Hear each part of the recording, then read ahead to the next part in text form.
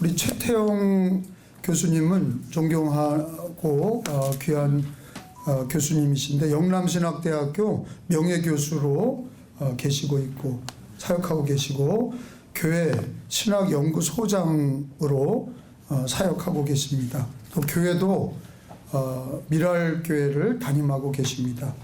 자, 우리 1강 몇 가지 주제를 가지시고 말씀을 하실 텐데 우리 박수로 환영하겠습니다.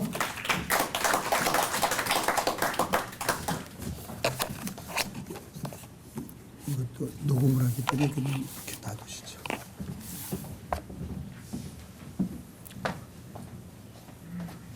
예, 여러분 반갑습니다. 최태영입니다. 20세기 신학자 가운데 가장 영향력이 큰 분으로 칼 바르트라는 분이 그렇게 평가가 되는데, 이 바르트는 신학의 가장 중요한 목적이 이단을 잘 분별해서 교회의 진리, 복음의 교리를 잘 지키는 것이라 이렇게 이야기를 했습니다. 근데 제가 한 30몇 년의 신학교 교수 경험을 통해서 우리 한국 신학교의 상황을 보면은 신학교에서 이단에 대한 관심이 별로 없는 것 같아요. 그래서 신학교 교수님들도 이단에 대한 연구, 그리고 이제 이단에 대해서 연구하고 분별하려면은 성경적인 진리, 복음의 바른 교리가 무엇인가 하는 것을 잘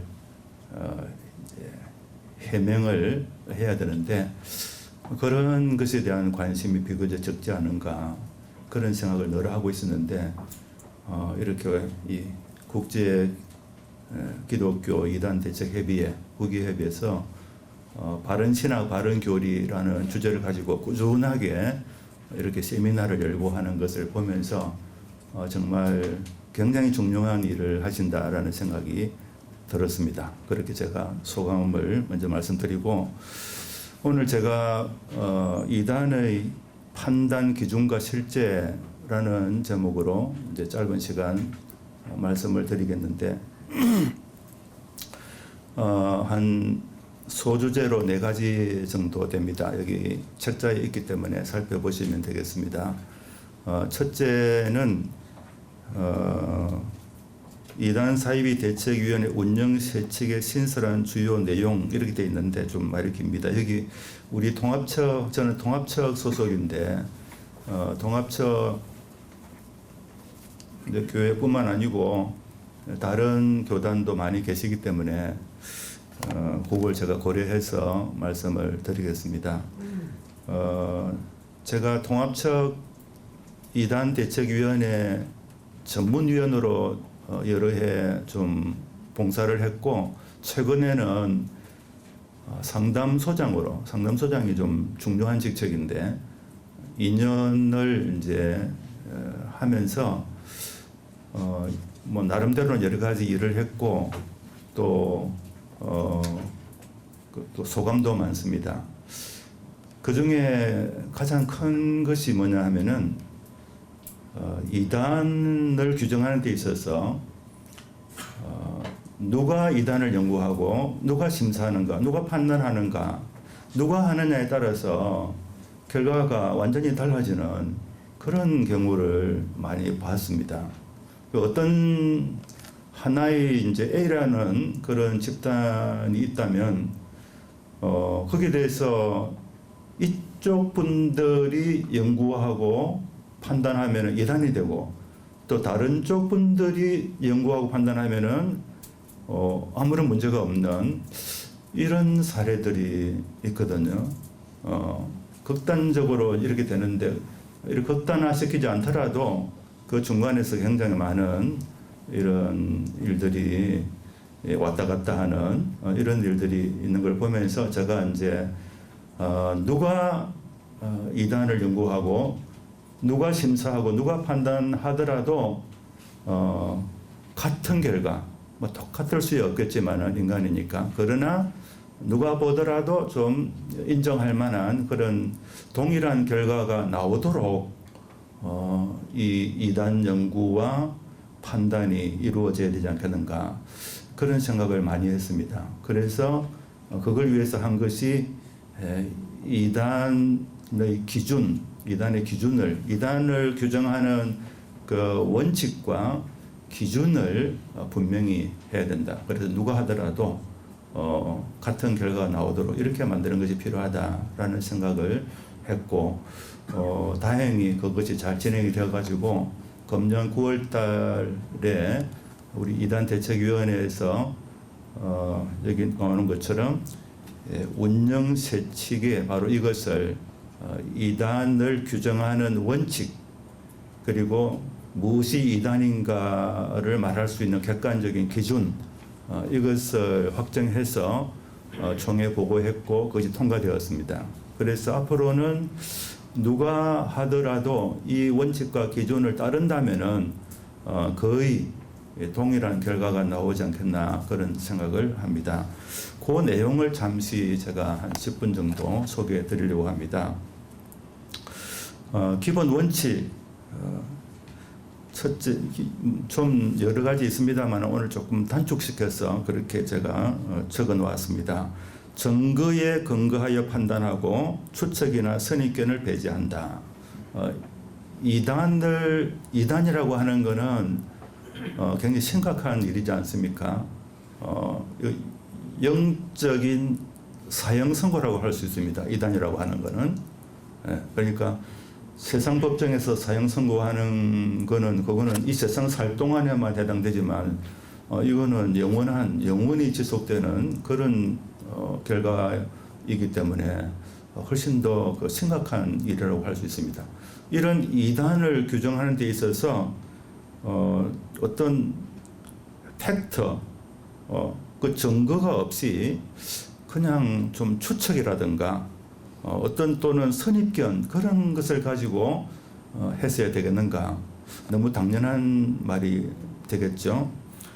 두 번째는 당사자에게 소명 기회를 준다. 어떤 일이든지 간에 이제 서로 싸우는 두 사람이 있을 때 A와 B가 싸운다 그러면 A의 말을 들어보면은 B가 잘못된 것 같고 B의 말을 들어보면 A가 잘못된 것 같지 않습니까? 한쪽 말만 들어서는 안 되지 않습니까? 그래서 양쪽 말을 다 들어보고 그리고 이제 판단을 해야 비교적 올바른 판단에 이를 수 있겠죠. 바로 그런 이야기입니다. 이단에 대해서도 한쪽 말만 듣고 이단을 할 것이 아니고 특히 그 피의자에 해당되는 그분들의 소명을 그분들은 이 문제에 대해서 어떻게 자기를 변호하는지 그걸 충분히 들어보고 나서 그리고 판단해야 되지 않겠는가.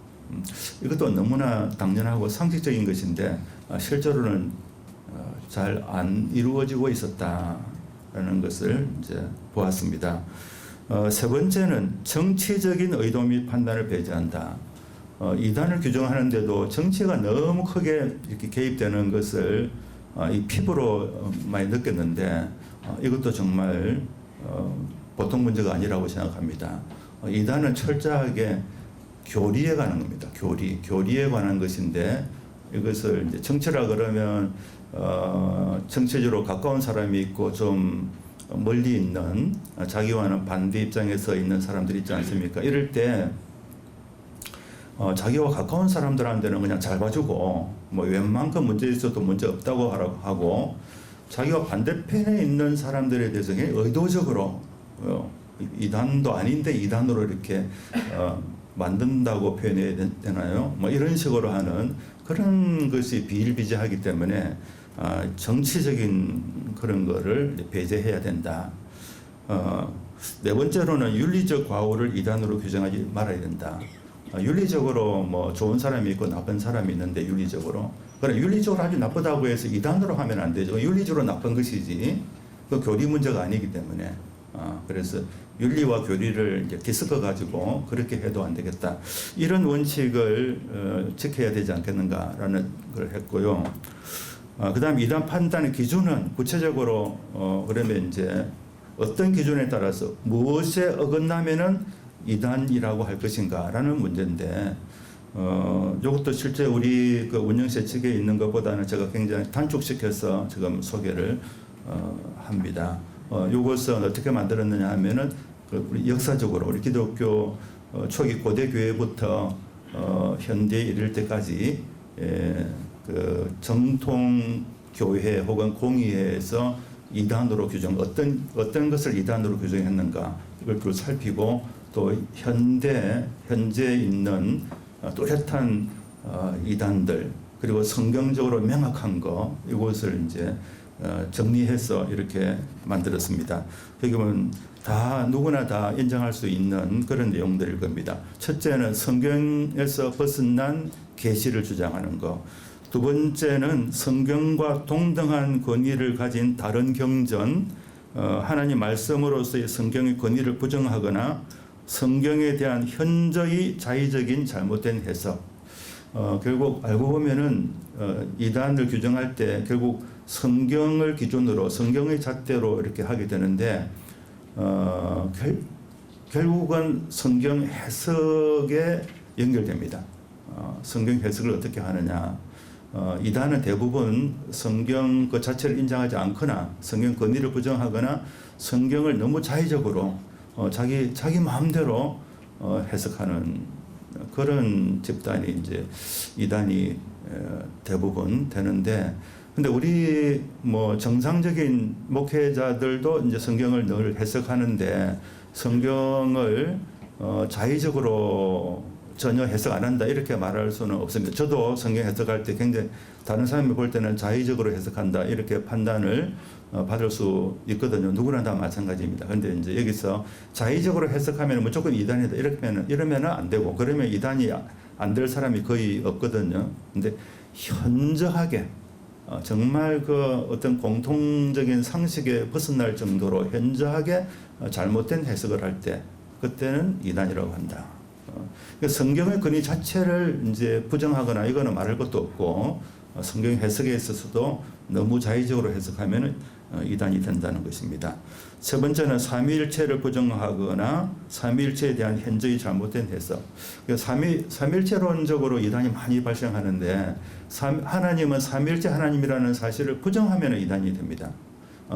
그런데 삼위일체론을 인정하고 한다 하더라도 삼위일체론을 현저하게 잘못 해석해서 가르치면은 이단이라고 할 수밖에 없습니다. 역사적으로 뭐 양태론이라든가 종속론이라든가 이런 식으로 삼위일체를 해석해서 설명하면은 이단이 되거든요. 근데 삼위일체론은 우리 이해하기도 힘들고 또 그것을 가르친다는 것은 더욱더 힘듭니다.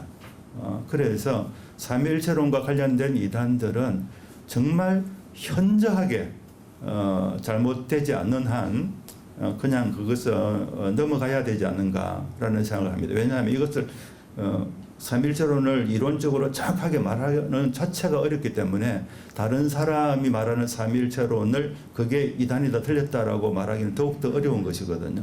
그런 말씀을 드리고, 네 번째는 기독론에 있어서 예수 그리스도의 베레데우스 베레호모, 이거는 예수님은 완전한 참 하나님이시고 또 완전하고 참된 인간이다, 사람이다라는 거, 이걸 부정한다거나, 그 다음에 이제 우리가 예수님에 대해 고백하는 내용들, 예수님은 하나님의 독생자, 성육신, 동정녀 탄생, 예수님의 죄 없으심, 원죄가 없으신 분, 대속적인 죽으심, 부활, 성천, 재림, 그리고 심판주 되심, 이런 것들을 부정하면은 어느 거 하나라도 기독론적으로 예수님에 대해서 이런 것을 인정하지 않고 부정한다면 이거는 뭐 거의 무조건 이단이라고 할 수 있겠습니다. 다섯 번째는 구원론적으로 이신칭의를 부정한다거나 또 그 인간의 스스로의 노력으로 구원에 이를 수 있다고 하는 펠라기우스나 그와 방불한 준 펠라기우스주의, 그리고 다른 구원자가 예수님 외에도 다른 구원자가 있다라는 주장을 하는 종교다원주의, 이런 것은 다 구원론적인 이단이 됩니다.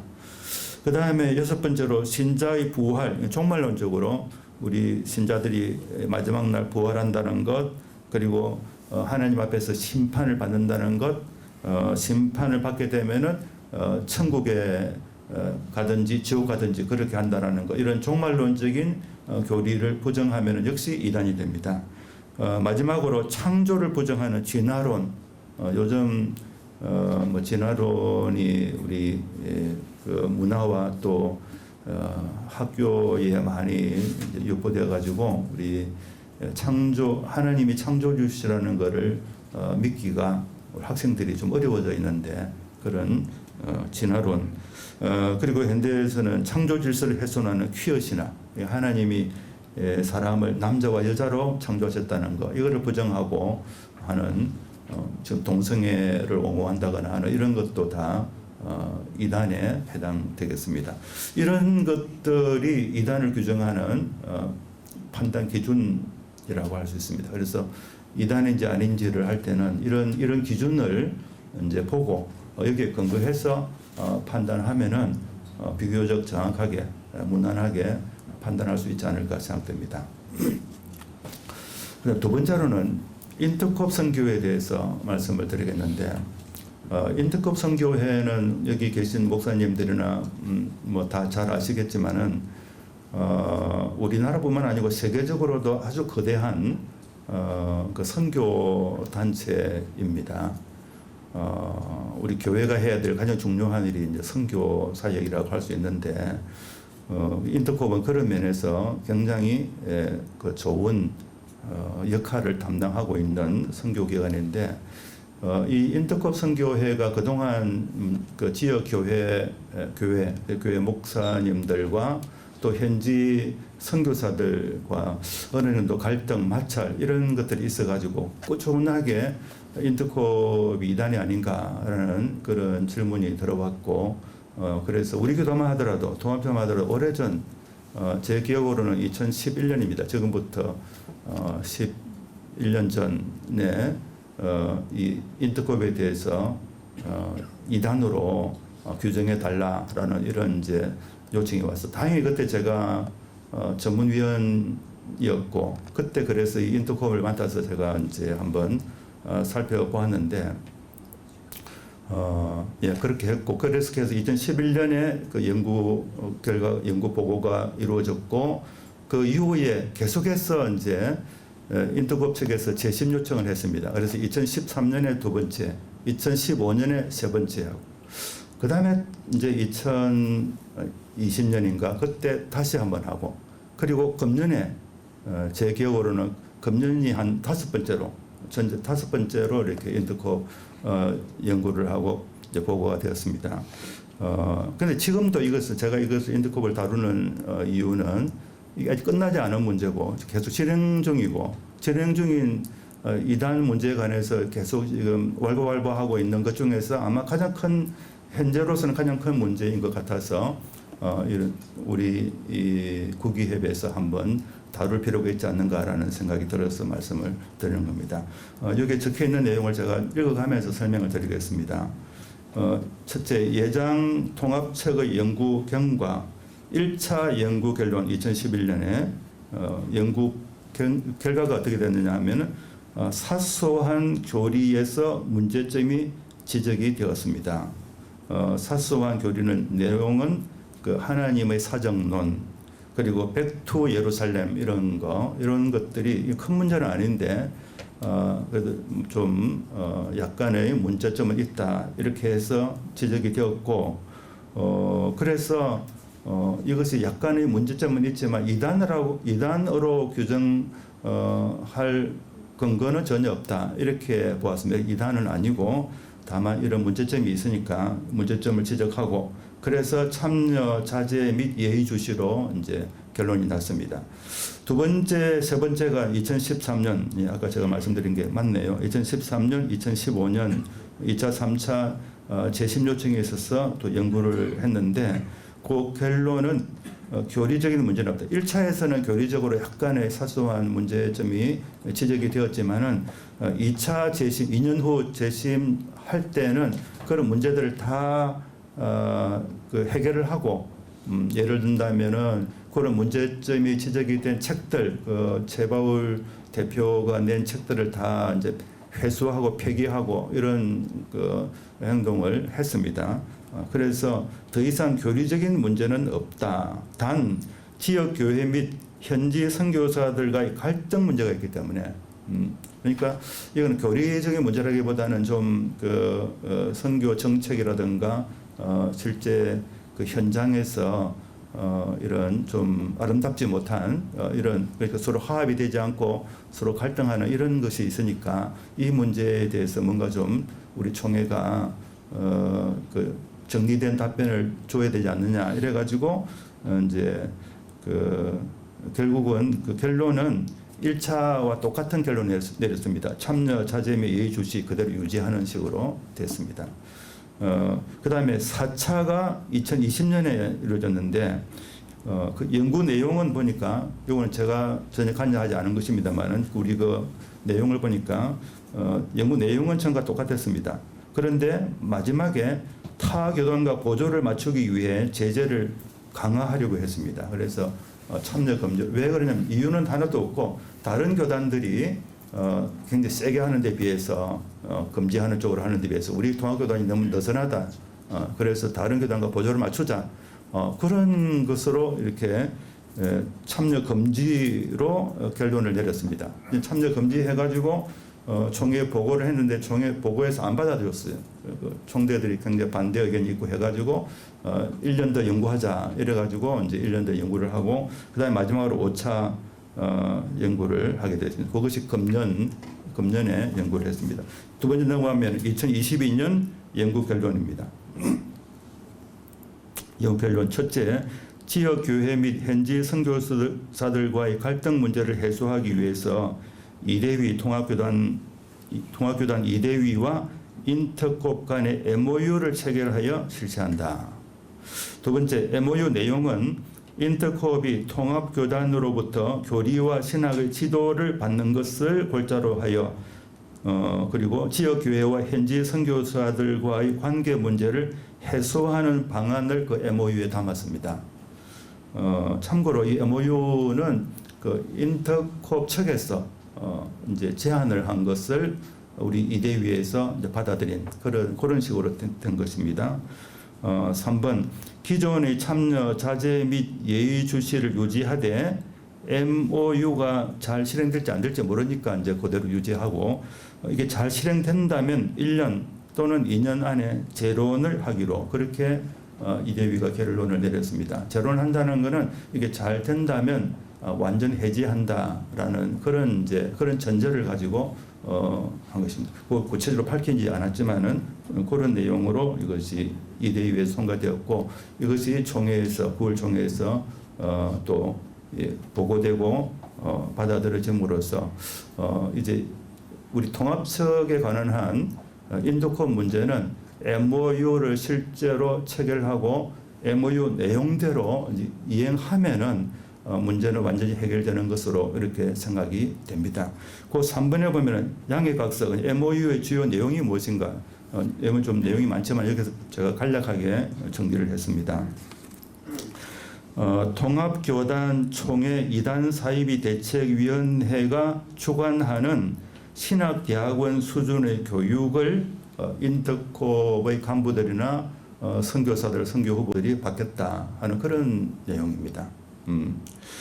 그리고 구체적 내용은 첫째, 교육 과정의 주제와 강사는 이대위가 관장한다. 그러니까 우리 통합측 이대위가 관장하고 이대위가 하자는 대로 인터콥이 그대로 따라서 하겠다. 이렇게까지 이야기한 것이죠. 두 번째, 과목 구성은 교리와 이단, 칼빈의 기독교 강요 및 통합교단 소속 교계 지도자의 특강을 10회 이상 받겠다. 그러니까 굉장히 내용이 파격적으로 인터콥이 정말 이 자기들 문제를 해결하기 위해서 굉장히 적극적으로 이렇게 이런 제의를 해왔다 이렇게 평가가 됩니다. 그다음에 3번 선교라는 것은 이제 인터콥 선교입니다. 선교회의 주요 간부 및 선교사로 나가는 자 중에서 개혁교회 신학교육, MDB, THM 또는 그 이상을 수료하지 않은 평신도 선교사 후보생들은 이대위가 그러니까 우리 통합적 총회 이대위가 관장하는 신학교육 이수를 필수화합니다. 이렇게 철저하게 이대위의 지도를 받고 따르겠다 이렇게 한 것이죠. 그래서 학점을 이수한 사람만 장기 선교사로 파송하겠다 이런 제의를 했습니다. 그래서 지금 남은 문제는 이제 아까도 말씀드렸지만은 이 MOU를 실제로 체결을 이제 사인을 해가지고 이렇게 이 앞에 제시된 교육을 받는 것이죠. 이것이 지금 과제로 남아 있는데 지금 현재 어떻게 진행되고 있는지는 제가 잘 모르겠습니다. 그다음 세 번째 주제를 보겠습니다. 불신지옥을 반대하는 설교와 신학을 하겠습니다. 이것은 다른 큼직큼직한 그런 이단들에 비해서는 사실은 좀 작은 문제였다고 볼 수 있습니다. 전적으로 좀 작은 문제인데 이것이 그 내용은 알고 보면은 굉장히 심각한 문제이기 때문에 오늘 이제 함께 나누려고 하고 또 이것도 현재 진행형입니다. 지금 이건 현재 진행형이라서 다루고 이 문제는 아마 우리 통합처 목사님도 아마 잘 모르시는 분들이 많이 있고 좀 한 지역에서 일어난 일이기 때문에 그래서 아마 다른 교단 분들은 아주 생소한 일일지도 모르는데 나중에 다 들어보시면은 이게 전반적으로 한국 교회에 굉장히 엄청난 문제가 있구나 하는 생각을 아마 하시게 되리라 생각됩니다. 과정 이것이 어떤 식으로 진행이 되었는가 과정을 보면은 부목사의 설교가 있습니다. 이거 서울에 있는 어떤 중견교회의 부목사님이 전체 회중 앞에서 설교를 했는데 이것이 2015년인가 아주 오래된 겁니다. 한 7년쯤 된 때 설교를 했는데 그 설교 내용이 뭐냐 하면은 예수 천당은 괜찮지만 불신지옥은 불가하다. 이거 다 알다시피 우리나라 교회 우리나라의 초대 교회죠. 그러니까 일제 시대 때 유명한 부흥사 최건능 목사님의 최봉석 목사님의 그분이 전도로 유명한 분인데 그분의 그 전도 캐치프레이즈가 예수 천당 불신 지옥이었습니다. 다 아시죠? 그 예수 천당 불신 지옥을 이제 이분이 끄집어내 가지고 이제 이야기를 하는데 예수 천당은 지금도 이야기가 되지만 불신 지옥은 지금 이야기하면 안 된다 이렇게 설교를 했어요. 왜 그러냐면 이유는 예수 믿지 않으면 지옥 간다. 이게 이제 불신 지옥이지 않습니까? 예수 안 믿으면 지옥 간다. 이거는 불신자들, 예수 안 믿는 사람들을 급박하는 위협하고 급박하는 그런 말이 되므로 그거는 우리 기독교의 사랑에 어긋난다. 기독교가 사랑의 종교인데 그렇게 불신자들을 급박하면 되겠느냐? 그러면 안 된다. 이렇게 설교를 했습니다. 사랑의 하나님은 그렇게 하시지 않는다라고 주장하고 그리고 또 이제 예수 천당에 대해서도 천국 가기 위해서 예수 믿는 거는 그건 옳지 않다. 순수하게 예수 믿어야지 천국 가기 위한 목적으로 예수 믿으면 되겠느냐. 상당히 일견 들으면은 맞는 것 같죠. 맞는 것 같고 그게 맞다고 또 생각하는 분들도 있을지 모릅니다. 구체적으로 이걸 자세하게 이제 이야기하기에는 시간이 없으니까 이 정도 하고 혹시 나중에 이제 질문이 있으시면은 시간이 되면은 한번 질의응답도 하시면 좋겠습니다.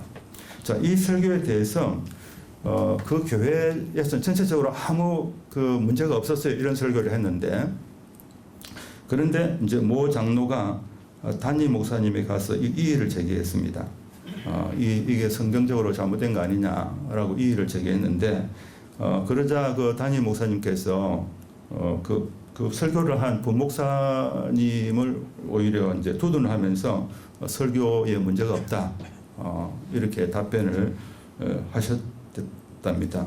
그러자 그 장로님은 이것을 성경의 권위에 대한 도전으로 인식하고 총회가 판단해 주기를 요청했습니다. 여러 해 동안 그 담임 목사와 그 교회는 그 문제를 제기한 그 장로님을 교회를 이제 교회를 어지럽히는 분으로 그렇게 매도를 하였습니다. 그리고 그 다음에 3번 보면은 수년 후에 이게 우리 총회에서 이제 그 장로님이 계속해서 2015년, 2016년인가 2017년 그때부터 이제 이 문제를 총회에 올렸는데 총회가 이걸 안 다뤄줬습니다. 왜냐하면은 총회는 노회가 올린 것을 다루지 개인이 올린 것은 이제 안 다루었기 때문에 계속 이렇게 뭐 올리고 또 그 리젝트하고 이런 것이 여러 차례 여러 해 동안 거듭되었습니다. 그러다가 수년 후에 그 해당 노회 이대위에서 이것을 이제 다루게 되었어요. 그 노회 이대위에서 이제 연구를 했는데 연구 결과 그 법목사의 설교는 이단성이 있다, 이단성이 많다 이렇게 판단을 했고 그리고 이제 그 법목사로 하여금 자기가 사역하는 그 교회 그리고 이제 그 노회에서 그 잘못을 시인하고 공개적으로 사과하도록 그 이대위가 노회 이대위가 제가 생각할 때는 굉장히 훌륭하게 일을 잘한 것 같아요. 그래서 이것을 이제 시인하고 공개 사과하는 것으로 이제 종결 짓도록 이렇게 했는데 유감스럽게도 그 교회 담임 목사님과 그 설교한 그 목사가 거부했어요. 이게 오래된 6년 7년 걸면서 그러니까 그 부목사와 담임 목사님은 그런 설교에 문제가 없다고 본 것이죠. 예.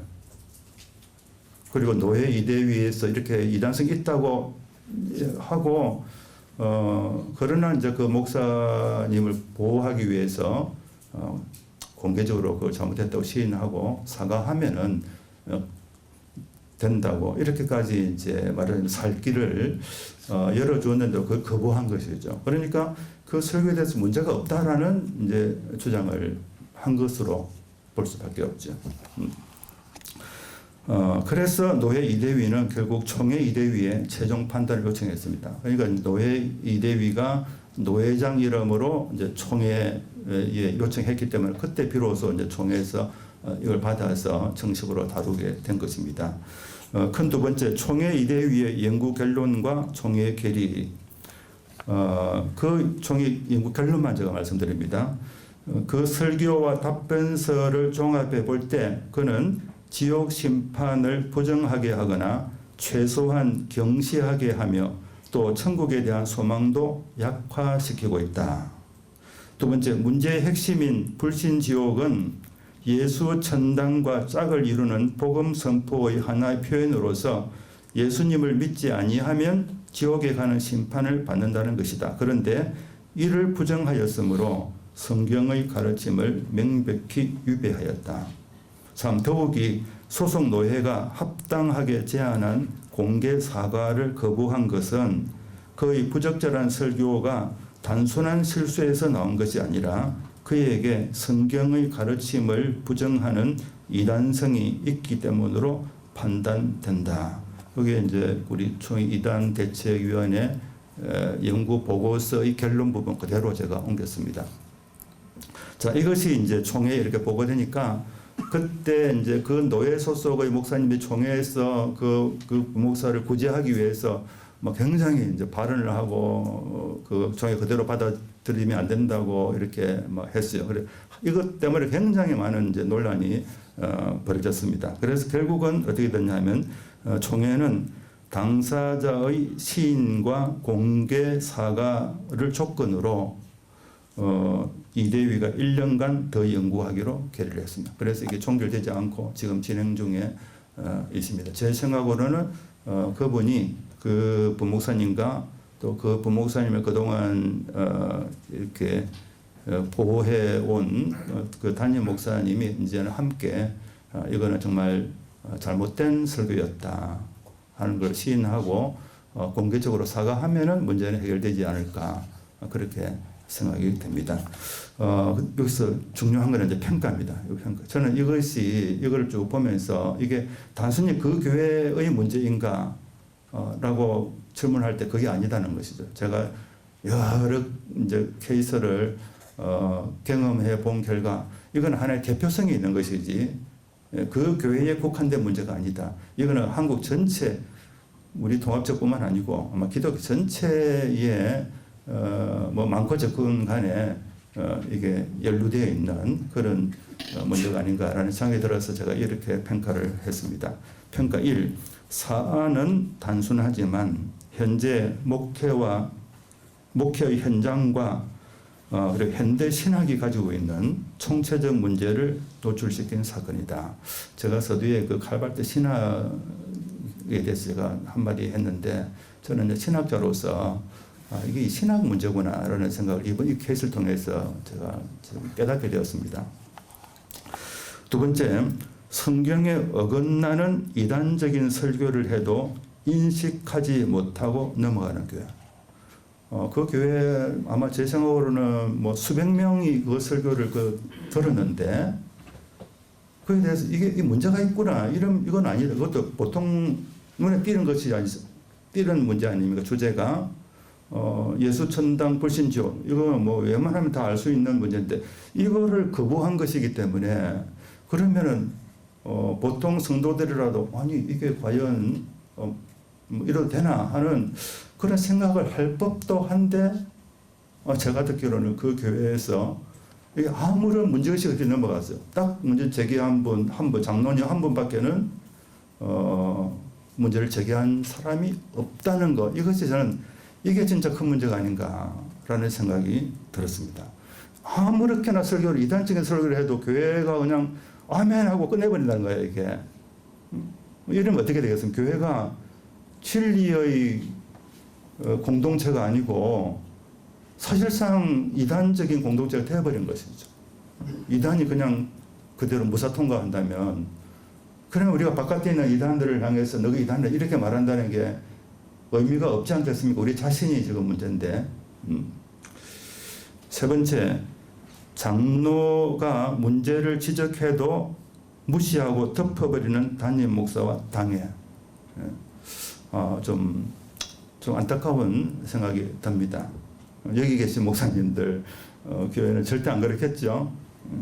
네 번째, 성경의 진리를 따라 바른 신앙을 추구하는 장로를 매도하는 목회자와 교인들.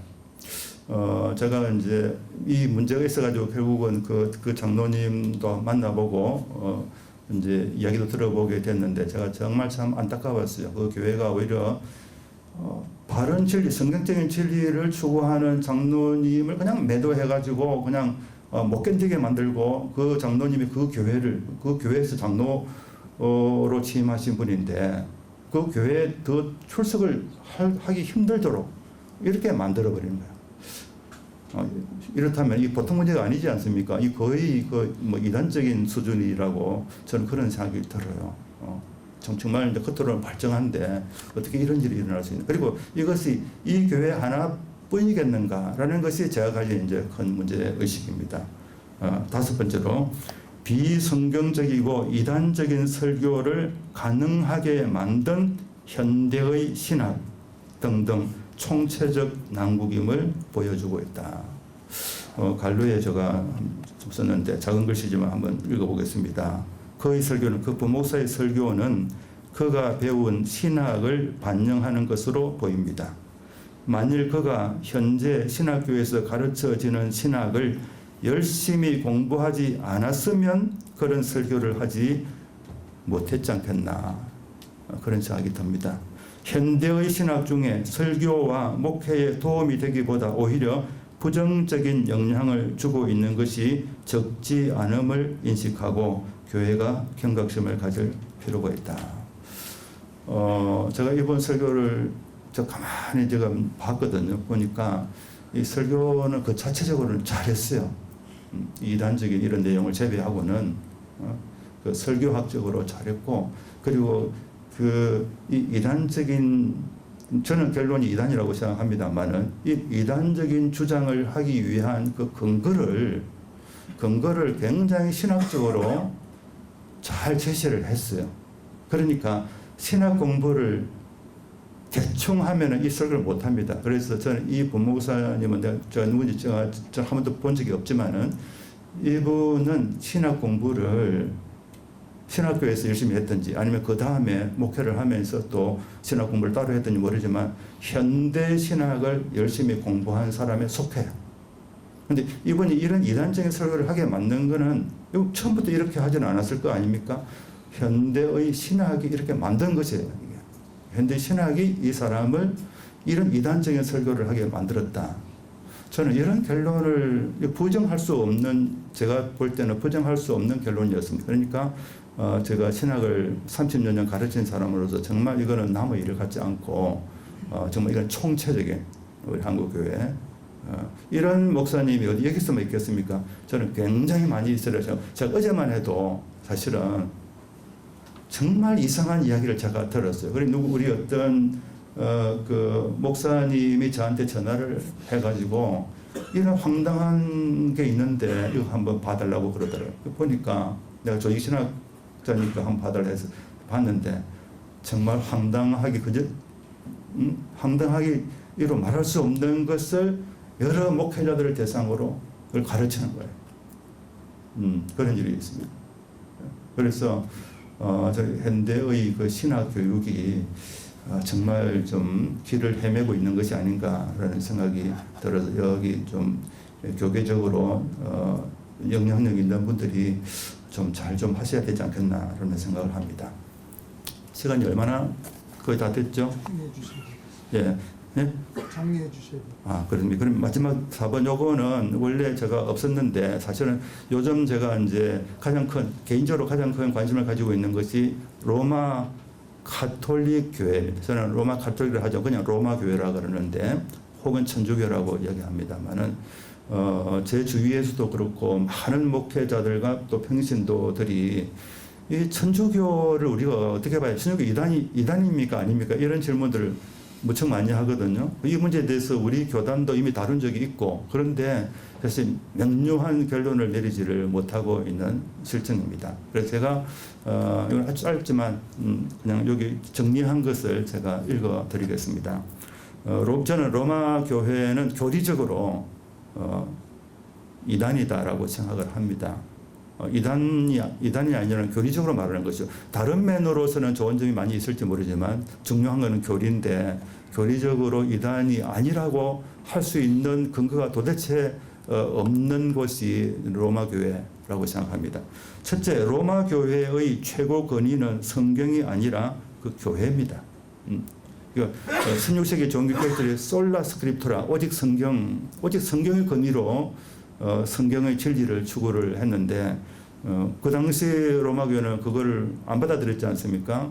로마 교회의 권위는 성경뿐만 아니고 교회의 전통, 교회가 결정한 거, 그리고 교회의 머리라고 하는 교황, 예를 들어서 이런 일종의 삼두마차처럼 이렇게 이제 되어가고 있는 것이 로마 교회입니다. 그래서 최고 권위가 성경이 아니라는 거, 이거 하나만으로도 성경론적으로 이단이라고 할 수 있겠죠. 두 번째, 구원론에서 오직 은혜와 오직 믿음에 의한 구원이 아니라 행위와 공로에 의한 구원을 주장합니다. 우리는 이제 솔라 그라티아, 솔라 피데, 오직 은총, 오직 믿음 그런데 로마 교회는 솔라라는 말 다 뺍니다. 은혜만이 아니고 은혜와 공로, 믿음만이 아니고 믿음과 행위, 그 선행 이렇게 하거든요. 공식 자체가 틀립니다. 이게 비성경적인 공식을 가지고 있는 거죠. 구원론에서. 그래서 구원론적으로 로마 교회는 성경의 관점에서 볼 때 이단이라고 말할 수밖에 없습니다. 그리고 구원파를 이단이라고, 구원론적 이단이라고 얘기하는데 저는 구원파보다도 훨씬 더 큰 이단, 구원론적으로 더 큰 이단이 그런 교리를 가진 데가 이 천주교라고 생각을 합니다. 세 번째, 종말론에서 성경의 근거가 없는 연옥설을 주장하지 않습니까? 천주교의 종말론 핵심이 연옥입니다. 이 연옥설 때문에 그 16세기 그때 그 종교개혁이 발단이 됐던 면죄부도 연옥설 때문에 생긴 거거든요. 그런데 그 연옥설이 없어지지 않고 지금도 그렇고 천주교 종말론의 가장 큰 비중을 차지하는 것이 여전히 연옥설입니다. 네 번째, 미사죠. 이 미사가 칼빈의 기독교 강요를 보면은 이 미사는 로마 교회 로마가 하고 있는 가장 그 가정한 혐오할 수밖에 없는 그런 의식이라고 칼빈이 이제 맹비판을 하고 있습니다. 미사. 그 미사의 내용이 뭐냐 하면 예수님의 십자가 곧 대속적 죽음의 효력을 부족하게 여기고 미사를 통해서 죄를 제거하는 제사를 반복적으로 드립니다. 미사는 우리가 생각하는 성례 그 성찬식하고는 달라요. 미사는 제사입니다. 제사를 드리는 건데 제사를 매주마다 드리지 않습니까? 로마 교회가 미사라는 이름으로. 근데 그 제사를 드리니까 제사장이 필요해요. 그래서 로마 교회의 신부들을 사제라고 해요. 사제라는 제사장이라는 뜻이거든요. 제사 드리는 사람이고. 제물은 뭡니까? 제사라면 제물이 있는데 제물이 뭐냐 하면 제물이 바로 예수님이에요. 십자가에 돌아가신 예수님을 계속 다시 이제 제물로 드리는 그 의식이 이게 미사예요. 그러니까 칼빈 선생이 가장 로마 교회야 뭐 그냥 받아들일 수 없는 내용이 무수히 많지만 그 중에서 가장 혐오할 것이 바로 미사라고. 그런데 그 미사를 지금도 하고 있어요. 다섯 번째, 성경을 농단하고 있습니다. 왜냐하면 십계명을 보면 천주교 십계명이 우리가 가진 십계명하고 다르다는 거 혹시 알고 계신가요? 저는 잘 몰랐어요. 얼마 전에 알았습니다만은 누가 말을 하길래 확인해 보니까 그렇던데 10계명 중에서 둘째 계명이 삭제되어 있습니다. 하나님의 형상을 만들지 말고 그에 절하지 말라. 쉽게 말하면 우상숭배하지 말라는 건데 로마 천주교 우상숭배를 하고 있잖아요. 그러니까 10계명 중 둘째 계명 자체를 없애버렸습니다. 그리고 셋째 계명은 두 번째, 넷째 계명 세 번째 이렇게 막 올리고 세계 맞추기 위해서 제 10번째 계명 이웃의 아내를 탐하지 말고 이웃의 뭐 재물이나 뭐 이런 걸 탐하지 말라. 이거 둘로 나누어 가지고 이웃의 아내를 탐하지 말라. 그거는 9계명, 나머지는 10계명. 이렇게 원래의 10계명을 둘로 나눠 가지고 10계명을 맞춰한 거예요. 그러니까 성경을 뭐 이거는 성경 해석을 자의적으로 한 정도가 아니고 성경 원문 자체를 그냥 이렇게 농단을 한 것이죠. 뿐만 아니고 외경을 정경화해서 우리가 성경이라고 하면 정경이거든. 66권. 이것만이 하나님의 말씀으로서 무오한 그런 하나님의 말씀으로 인정하는데 외경조차도 정경으로 이렇게 임의로 만들었습니다. 종교개혁 이후에. 그 다음 여섯 번째, 마리아 성격화. 이걸 정말 또 알 필요가 있는데 이거를 보면은 어떤 분들은 그런 말이에요. 지금 우리 개신교가 로마 교회와 손잡으려고 그러고 같이 하나가 되려고 하고 에큐메니컬 운동을 열심히 하지 않습니까? 결국 로마 교회하고 이제 하나가 되려는 그런 방향으로 가고 있는데 그분들은 무슨 말을 하냐면은 16세기 때 종교개혁 당시의 로마 교회는 그건 이단이었다. 그거는. 그래서 프로테스탄트 처치가 나오는 건 당연하지만 지금은 이제 500년이 지났는데 로마 교회가 굉장히 개선되었다. 성경적으로 바꾸어졌기 때문에 아직도 로마 교회를 이단으로 생각하는 건 그거는 막 근본주의자들 하는 말이지 그거는 맞지 않다 그러는데 과연 그럴까요? 16세기 지금 21세기인데 20세기 21세기에는 16세기와는 달리 로마 교회가 성경적으로 바꾸어졌습니까? 정반대입니다. 그 하나 예로서 제가 마리아 성격화를 듭니다. 마리아 성격화는 16세기 때까지는 없었어요. 그 이후에 생긴 겁니다. 이제 뭐가 있냐면 무염시테론. 이게 1850년인가 그때 19세기에 생긴 건데 마리아 무염시테론 이게 뭐냐 하면 마리아가 그 어머니 한나라고도 하는데 그 어머니에게 잉태될 때 마리아 예수님 잉태가 아니고 마리아가 잉태될 때 죄 없이 잉태되었다라는 주장이에요.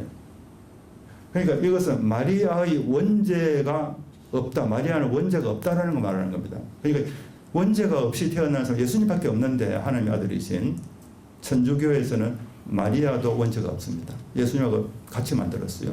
두 번째 마리아 몽소 성천 아니고 성모 몽소 성천 대축일이 8월 15일 우리나라 광복절이 성모 몽소 성천 대축일입니다.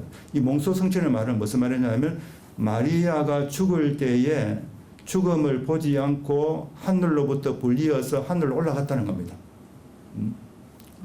예수님처럼 마리아도 성천했어요. 마리아는 원죄가 없기 때문에 죽을 수도 없어. 그래서 죽기 전에 하늘로부터 불려져서 올라갔다. 예. 그리고 은총의 중재자라 그럽니다. 예수님과 동일하게 중보자, 정확하게 지금 중보자라고 결론 내린 건 아니지만 마리아를 예수님 제2의 중보자라는 표현도 쓰고 있거든요. 그러니까 예수님하고 거의 동격화시키고 있다. 다시 말해서 마리아를 신격화시키고 있습니다. 결론, 이단을 판단하는 우리 기준이 있지 않습니까? 그 기준에 의하면은 고민의 여지가 없는 집단이다. 천주교는. 그러니까 이 이단이냐 아니냐를 고민할 필요가 없는 집단이라고 저는 그렇게 생각합니다. 시간이 좀 오버되어서 이상으로 마치겠습니다.